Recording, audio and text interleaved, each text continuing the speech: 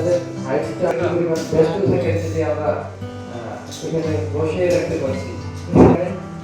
আপনার ঢাকা ইউনিভার্সিটি থেকে যেই কমিটি যারা আসেন তারা শুরু করেন অন্যান্য যে প্রশিক্ষণ এগুলো সিরিজ অফ প্রোগ্রাম আমরা করে যেই আমরা জানি না হবে কিনা কখন আপনারা পালন করবেন। আন্তর্জাতিক নারী দিবস যেটি আমাদের 26শে মে বছর আমরা এবং এসএসসি কৃতি শিক্ষার্থী আমাদের বিমার বার্ষিক প্রিমিয়ার আমাদের প্রায় দিয়ে থাকি। ফুটবল ও ক্রিকেট টুর্নামেন্ট সাঁতার প্রশিক্ষণ কর্মসূচি পক্ষ থেকে করে থাকি। বার্ষিক ক্রীড়া উৎসব কারণে আমরা আমাদের এখানে যারা খুবই জাতীয়পূর্ণ এবং আপনারা যারা থেকে চলে আসে নির্বাচন 30 ঢাকা রিপোর্টার্সের একটি 31 বছরের মানে একেবারে টোটাল আমরা এক বছরের প্রোগ্রাম বা কিছু সময় আপনারা আমাদের একটু সহযোগিতা দিয়ে করবো। কারণ হচ্ছে ছোট ছোট অনেক প্রোগ্রাম হয় বিভিন্ন বন্ধই করে দিয়েছে। তারপর আমার পাশের নিচে কোনো কাউকে আমরা করে এসেছে না, তো বড় পার্সোনালিটি এই জন্য আমরা এখনো কিন্তু আমাদের যেটা হচ্ছে মাহাদি আমিন থাকবেন আমাদের দায়িত্বের মধ্যে আরো কিছু সদস্যকে যারা তার একটা ট্রেনিং করাবো আর আমরা সেই চেষ্টা থাকবে। আমাদের একটা ইচ্ছা আছে, যেমন আমাকে তিনি একজন চিকিৎসককে আমরা ঢাকা রিপোর্টার্সের একটু পরামর্শ হয়তো আমাদের কাজকে আরো সারিয়ে যারা আজকে দেশে নেই সেই সমস্ত মন্ত্রীরাও যারা এটাই আমাদের অহংকার এবং এইভাবে আমরা পথ চলবো। আপনারা কাজ করতে চায়না মিডিয়া করবে অনেককেই দেখতে পাচ্ছি পরিচিত কাজ করতে গিয়ে দেখেছি যে আসলে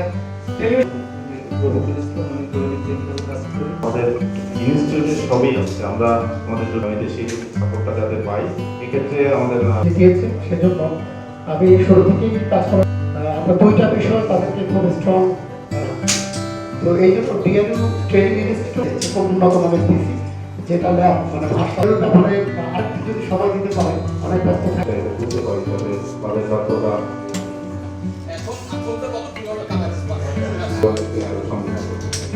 ধন্যবাদ। আমি শুরু করতে চাই, আমি আপনাদের অনুরোধ করবো প্রেস্টিজ ডিপেন্ড করে এই প্রতিষ্ঠা পায় যে সদস্য দেওয়া নিয়ে অনেক কর্মকর্তাবৃন্দ এবং উপস্থিত আমার সহকর্মী এরকম একটা অনুষ্ঠানে আমাকে দাওয়াত দেওয়ার জন্য করে আমরা যেটা দেখি টাইমটা আমরা পারফেক্টলি।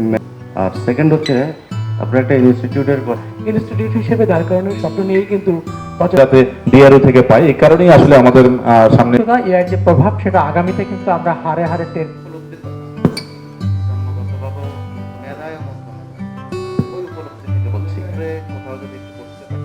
পরবর্তীতে দিনে দিনে রিপোর্টার এখন সম্ভবত নিজেও একটা মান নির্ধারণ করার মতো সক্ষম।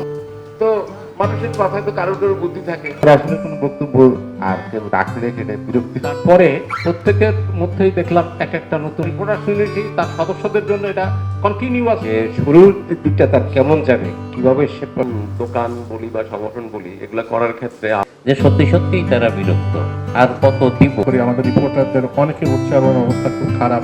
ডিআরইউ এর প্রথম দুইটা কম্পিউটার আমরা সেট করে রিপোর্টার আমার 31 বছর শেষ হলো সাংবাদিক। আপনি তো কাছে আছেন এই জন্য শুনতে পাচ্ছেন আর কি। এবং যে সদস্যরা দিন রাত ইয়াতেই থাকেন আরো সবার একটা প্রিয় পরিস্থিতি হয়তো আমরা বাস্তবায়ন করতে পারবো কিনা জানি না, কিন্তু আগামীতে আমরা মনে করেন এখন ওই পাশ থেকে ছুটি আমরা কিন্তু বাড়িতে যারা যাই